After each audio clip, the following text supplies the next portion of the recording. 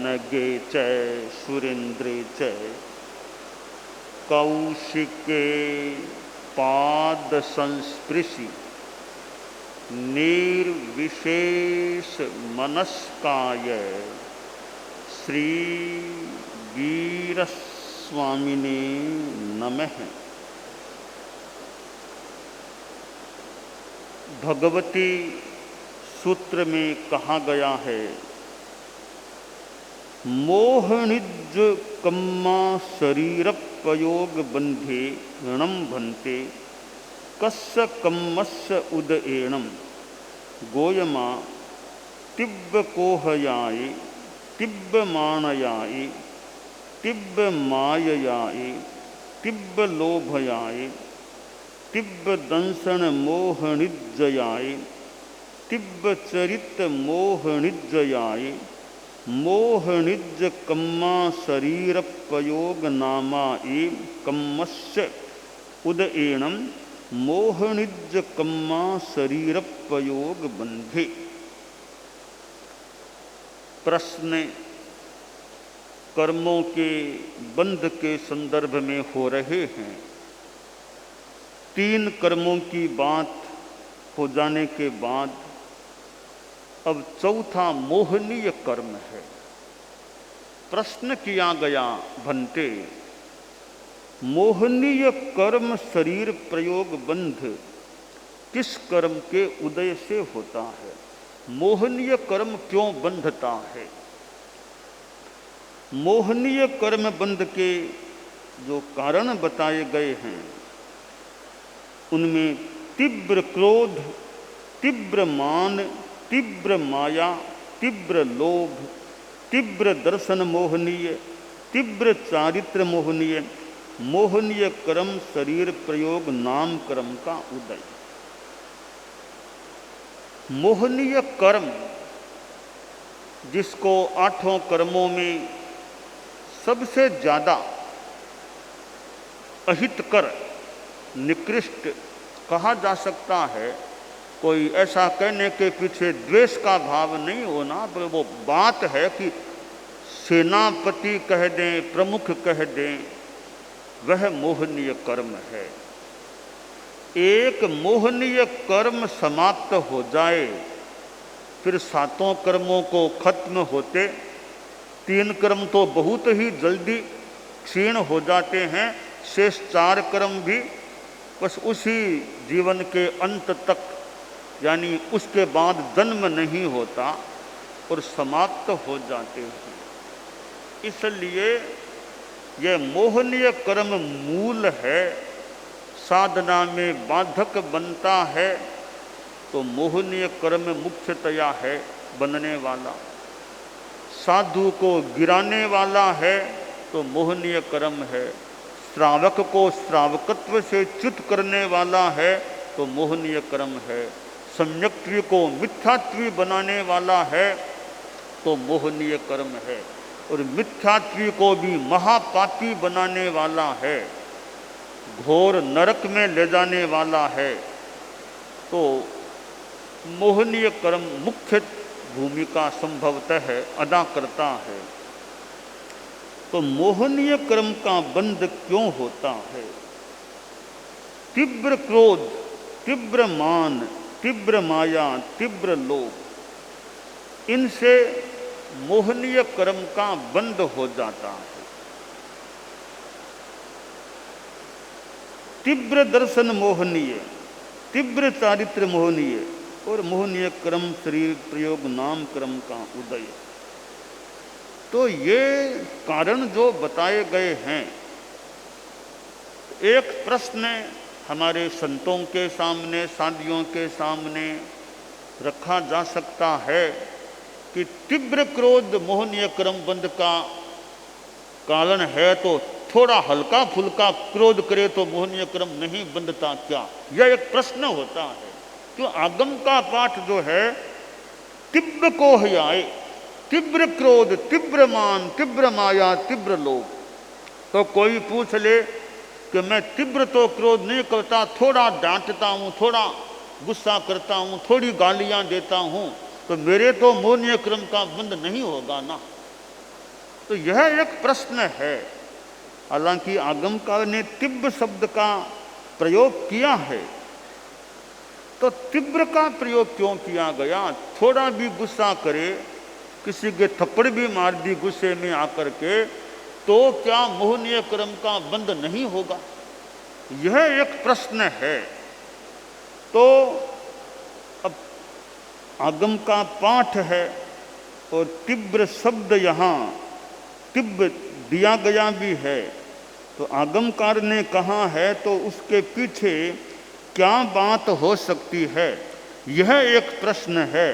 तो हमारे संत लोग, सतियाँ भी है, समणियाँ भी है, और हमारे कई तत्वज्ञ और श्रावक और भी, ये तीव्र क्रोध जो बताया है, ऐसा क्यों? थोड़ा गुस्सा करे, थोड़ा अहंकार करे, तो क्या मोहनीय कर्म का बंध नहीं होगा? अगर होता है तो यहाँ तीव्र शब्द का ये बात, तीव्र की बात क्यों कही गई है? कोई न कोई कारण तो होना चाहिए। और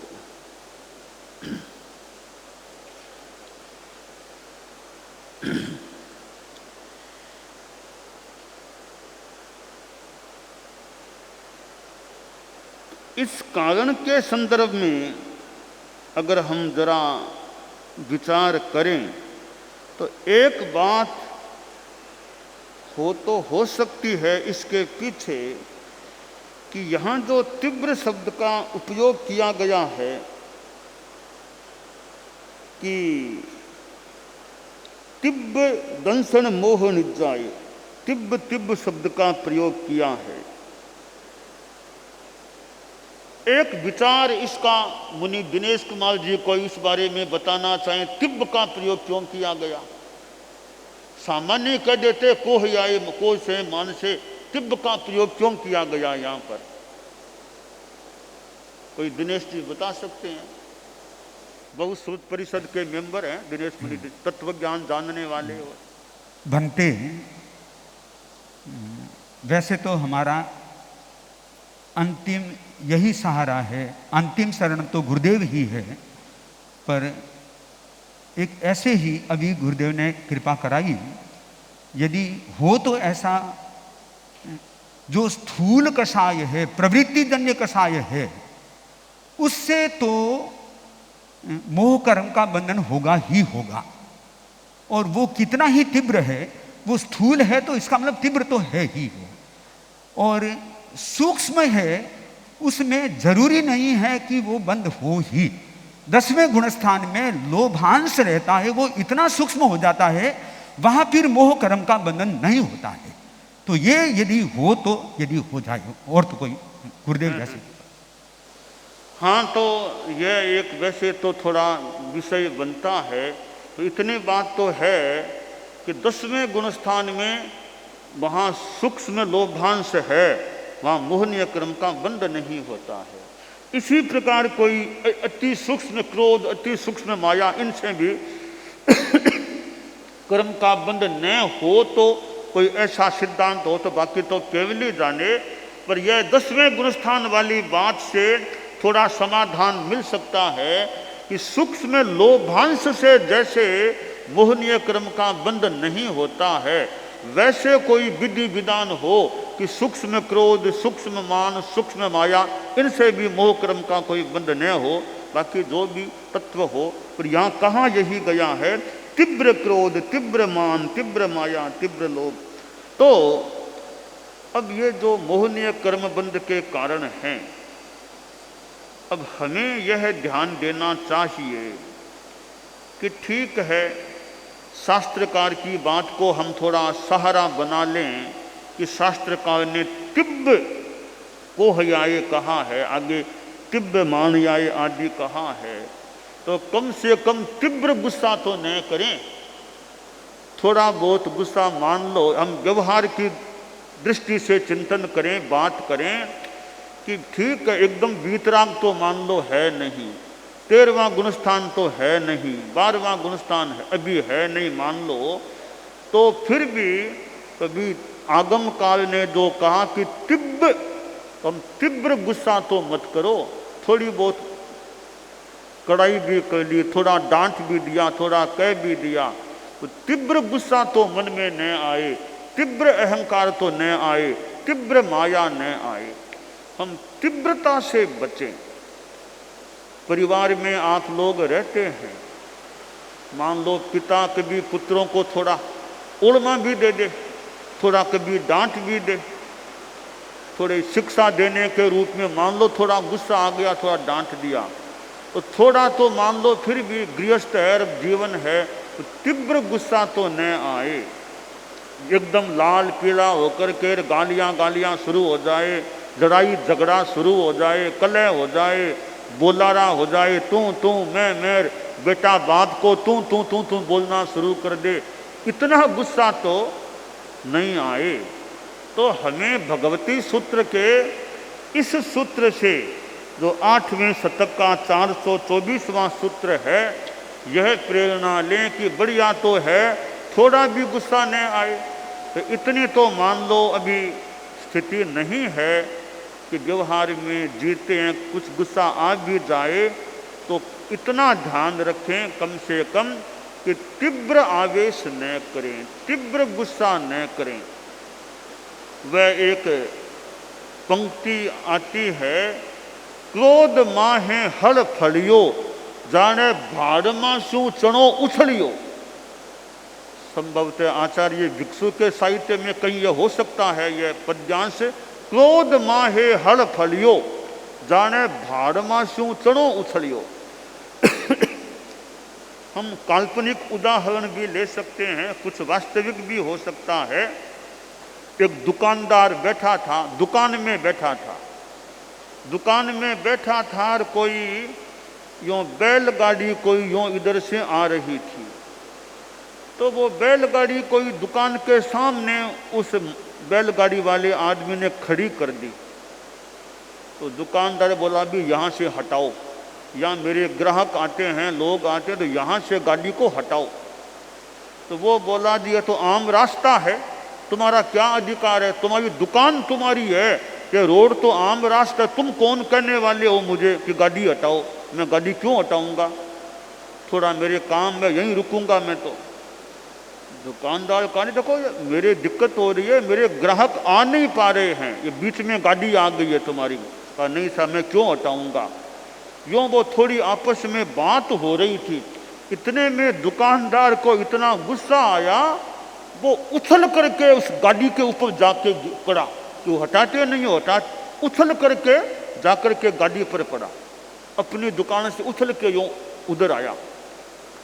तब यह स्वामी यह जो पद्य है, क्रोध माहे हल फलियो, जाने भाड़ मा शू चणो उछलियो, चना भाड़ में से निकल के उछलता है, यूँ आदमी मानो गुस्से में आकर के उछल के कहीं चला पड़ जाता है, चला जाता है। तो वो दुकानदार उछल करके उस बैलगाड़ी पर आ गिरा।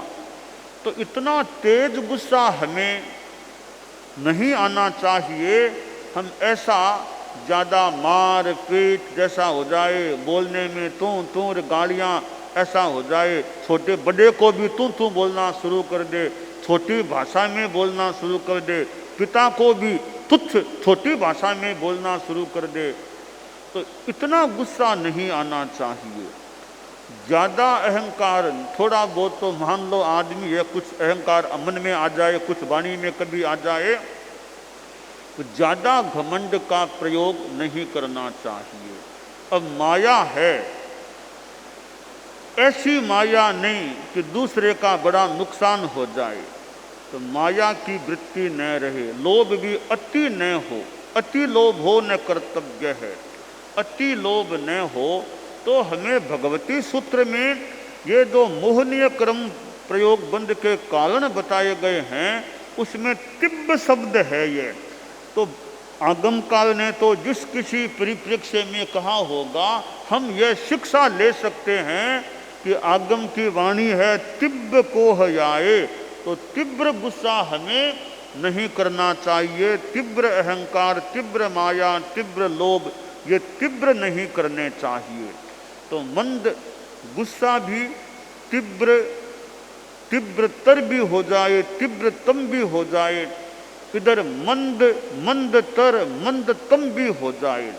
मैं गुस्से के जो 6 प्रकार करना चाहूँगा कि मंदतम, मंदतर और मंद, फिर तीव्र, तीव्रतर और तीव्रतम। तो 3 जो हैं तीव्र, तीव्रतर, तीव्रतम, इनको तो छोड़ ही देना चाहिए। अब ये मंद, मंदतर, मंदतम, इनमें से कोई एक कोटि में मान लो आदमी रहे तो रहे, हालांकि छोड़ना तो पूर्णतया है गुस्से को कबीर।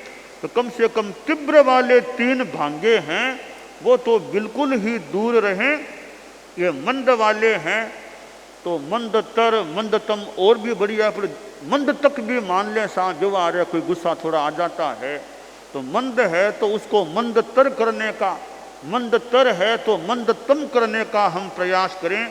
तो तीव्र वाले 3 भांगे हैं, उनमें तो हमारा प्रवेश, हमारा जाना हो ही नहीं, यह हमारा प्रयास रहना चाहिए। इसी तरह अहंकार के हम 6 भांगे कर लें, माया के कर लें, लोभ के कर लें, चाहें तो 4 कर लें, मंद, तीव्र, तीव्रतर, तीव्रतम। वो विवक्षा है हमारा कषाय ये मंद हो, इधर सम्यक्त्व निर्मल रहे, विशुद्ध रहे, ऐसा प्रयास, ऐसी साधना हमारी चलती रहे, यह वांछनीय है। और अभ्यास आदमी करे, प्रयास करे तो आदमी लाभ भी प्राप्त कर सकता है। आदमी के पास आखिर अभ्यास है, पुरुषार्थ है, वो हमें यथासंभवतया करना चाहिए कि मेरा कषाय कम हो। एकदम घटना ऐसी घट रही है, गुस्सा आने की स्थिति बहुत बन रही है, तब भी गुस्से को पी जाना, गुस्से पर कंट्रोल रख लेना, गुस्सा नहीं करना, अपनी समझदारी रखना, दिमाग को शांत रखना, यह अपने आप में बड़ी बात होती है। आप लोग परिवार में रहते हैं, परिवार में अनेक जने बेटे पोते आदि आदि एक मकान में साथ रहते हैं, कई बेटे हैं और हैं पोते हैं, सब लोग साथ रह रहे हैं, साथ में खाना एक रसोड़े में खाना होता है। अब इतना साथ रहते हैं तो बातचीत भी होती है आपस में, कोई आर्थिक व्यापार धंधा संबंधी बात भी हो जाए और भी घर में बातें हो जाए, तो वहाँ वो कषाय ज़्यादा है तो समस्या पैदा हो सकती है। बात बात में इतना तेज गुस्सा कोई कर ले तो दूसरों के मन आहत हो सकते हैं। और अब ज़्यादा डांटेंगे, थोड़ा बिना औचित्य डांट देंगे, मान लो आप बड़े हैं, बड़ों का मान सम्मान भी रखना एक हमारी साधु संस्था में भी मान लो अच्छी बात है, परंतु आप अगर ज़्यादा अवांछनीय रूप में मान लो डांटेंगे, 1 बार सुन लेंगे, 2 बार सुन लेंगे, 3 बार सुन लेंगे, आखिर वे सोचेंगे बार बार डांटते हैं तो कभी उनका मुंह खुल जाएगा, फिर वो वापस आपको बोलना शुरू कर देंगे। तो यह स्थिति क्यों बने, वापस सुनना क्यों पड़े, तो वो डांटना भी वो अवसर देख कर कई होना कई बार असम्यक नहीं होता है। बिना अवसर का डांटना, बार बार डांटना होता है तो कई बार स्थिति गड़बड़ा सकती है। तो डांटने वालों को भी डांटने का द्रव्य क्षेत्र काल भाव देख करके ही प्रयोग करना चाहिए कि सामने वाला है कितना, उसकी वो क्षमता कितनी है सहन करने की। मैं भूल न करूं, आचार्य श्री महाप्रज्ञ जी सन 2003 में मुंबई पधारे थे।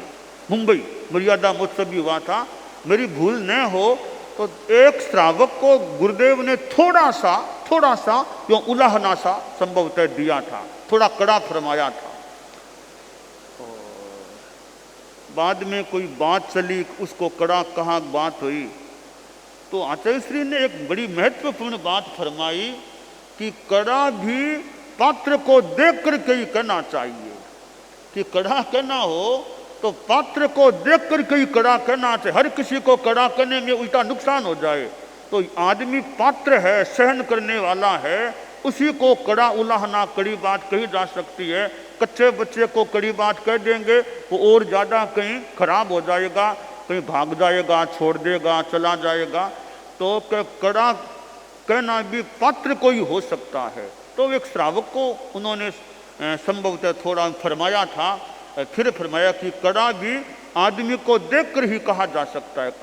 तो यह हमारे व्यवहार की बात है, आत्मा की भी बात है कि हम व्यवहार में गुस्सा कितना कंट्रोल में रखें। यूँ तो गुस्सा छोड़ना बढ़िया ही है, मान लो कुछ व्यवहार में कहना भी पड़े, परिवार की आप मुखिया हैं तो कभी कहना भी मान लो आवश्यक होता है, भी नहीं कहेंगे तो फिर वो परिवार में कहीं गलती न हो जाए। तो कहना हो तो वो तरीके से भी कि बार बार नहीं डांटना चाहिए, मौके मौके पर कह दिया जाए, कभी एकांत में कह दिया जाए, कभी कईयों के बीच में जैसा मौका हो। तो वो बार बार डांटने से, थोड़ा अनुपयुक्त रूप में डांटने से परिवार में थोड़ा विघटन होने की स्थिति भी बन सकती है। तो हम सभी को अपने गुस्से आदि को वो तीव्र न हो, यह ध्यान रखने का प्रयास करना चाहिए।